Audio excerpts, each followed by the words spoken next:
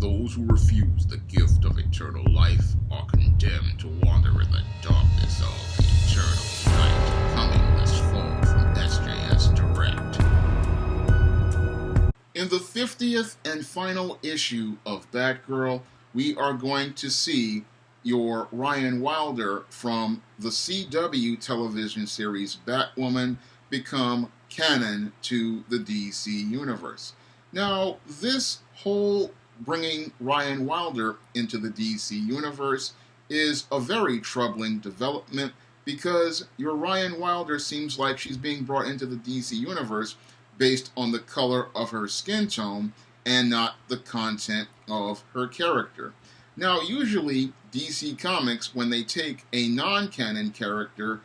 like your Harley Quinn and bring them into the DC Universe canon, usually this is done because this character has proven to be so popular over the years that they wind up being carried over into the DC Comics canon based on the merits of the character and the fact that this character has a long-standing following and fan base. And it's very interesting that this Ryan Wilder character, who had just been created just a couple of months ago after the original actress Ruby Rose, who played Batwoman, left the show, and then they had to recast the Batwoman character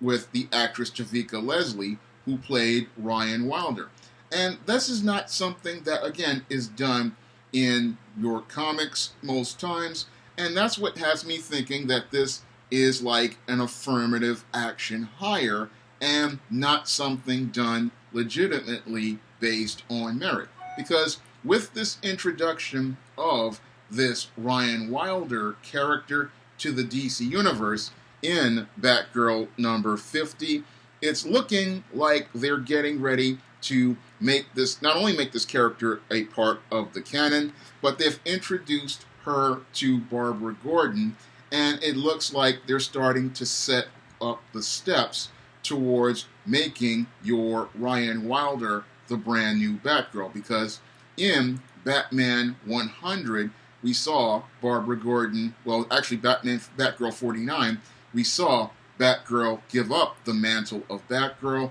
In Batman 100, we saw Barbara Gordon return to the role of Oracle, and that left the role of Batgirl open for another person to come and claim. And I would think, based on merit, that the role of Batgirl should have been given to Stephanie Brown, also known as the Spoiler, because your Stephanie Brown was deserving of that role of Batgirl all the way back in 1994 when she was introduced in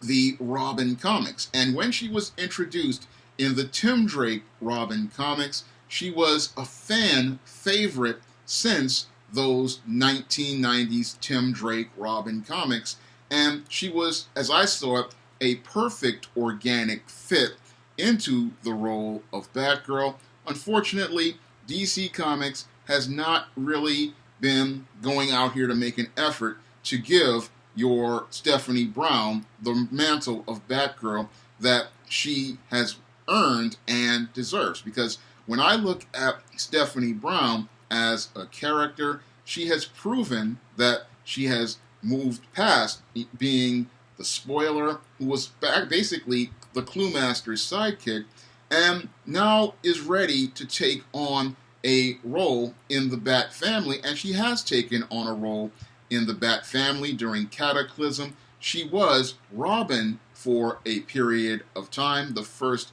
female Robin, so she has the experience and the skills and the knowledge of the Bat family. So your Stephanie Brown is clearly qualified to be the new Batgirl, and she was the new Batgirl for a brief moment, but that role belonged to her over 25 years ago, and she should have been able to remain in that role for the last 25 years, as I see it, because she earned that role based on the merits, and that's one of the things that is troubling about this Ryan Wilder character. She's just been brought into the CW because Batwoman is crashing in the ratings, and because CW is desperate to save this show from being the complete failure that it is, because Batwoman gets lower ratings than top YouTubers. I mean, it even gets lower ratings than even low-level YouTubers. It's an embarrassment for the CW, but they want to go out here because they're desperate to get this show off the ground. So they go out here and try to bring in Javicia Leslie to sell this show to black audiences. And this effort to bring this Ryan Wilder character, who lives in a van down by the Gotham River, as we see in these comics, is another attempt to try to make this character be part of a synergy plan and try to make her a part of DC's canon. But she has not earned that whole role of DC's canon because she has not proven herself as a character people want to see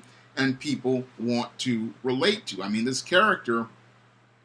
seems like a very rushed character, a very forced character, and a character meant to check off diversity check marks and promote identity politics, and is not really about giving us a good, solid, quality character like Stephanie Brown has proven herself to be over the last 25 years, or how Harleen Quinzel, aka Harley Quinn, has proven herself to be a character that people really like and really relate to. So we have a big problem with this whole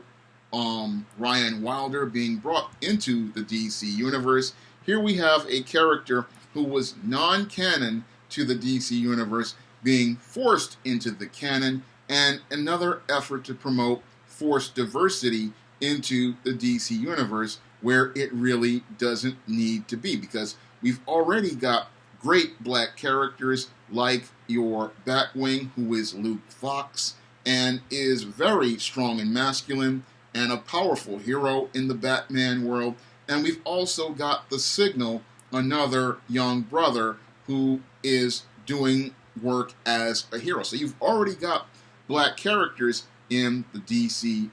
Gotham, and you've also got other characters that came before. I think there was a character called Onyx who came before. So there have been black characters who have been a part of Gotham, and this character again seems like another attempt to force diversity, and it looks like they're trying to set her up to be Batgirl in DC Comics. And again, I look at this, and again, it's not based on merit, because this character did not build a fan base. This character did not really earn the mantle the way Tim Drake earned the mantle of Robin, the way Terry McGinnis earned the mantle of Batman, the way your Stephanie Brown earned the mantle of Robin and Batgirl. That's what people wanted to see, and what they're trying to do is shoehorn this character in, try to make us like this character, and try to bring us another token character into the Bat family who checks off the diversity check boxes for being a black, a woman, and being a part of the alphabet group. And that's not what comic books are supposed to be all about. Comic books are supposed to be about action, adventure, and fun. And it looks like your DC Comics doesn't really understand this, and they're headed down the same bad road that your SJW Marvel headed down, a road that led to Marvel losing 90% of its readers, and it looks like they're taking a lot of these DC books down the road to getting woke, and that road may possibly lead to DC Comics going broke. And the sad part is that DC has not really learned its lesson from Marvel's failures, as you can see from these pages, because they're going out here trying to apply the same failed approaches that your Marvel tried to do with characters like Riri Williams, and they're trying to push the same types of narratives that failed over at Marvel, not understanding that most comic readers, we want these characters to be true to who they are,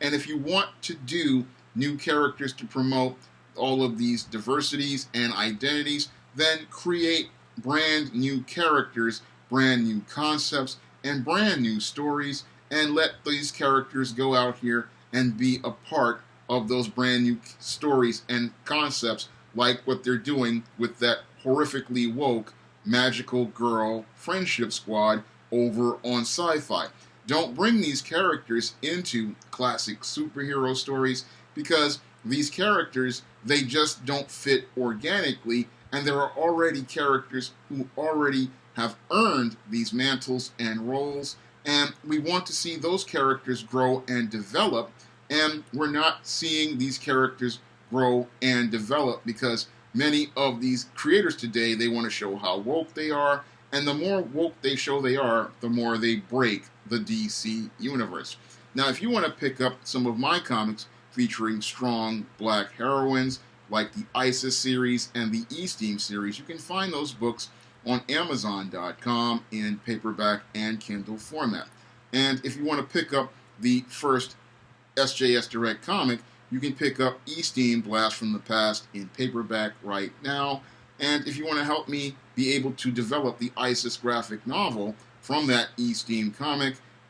you can donate to my Patreon, my PayPal, or my Cash App by clicking the links in the description box. That's all I have to say for this video. You can comment, rate, and subscribe. Now available in paperback and Kindle Unlimited, ISIS, Escape from Transylvania. The goddess next door and John Haynes must escape a horde of vampires on the hunt in this horror-filled ISIS series adventure. Get ISIS, Escape from Transylvania in paperback and Kindle Unlimited today.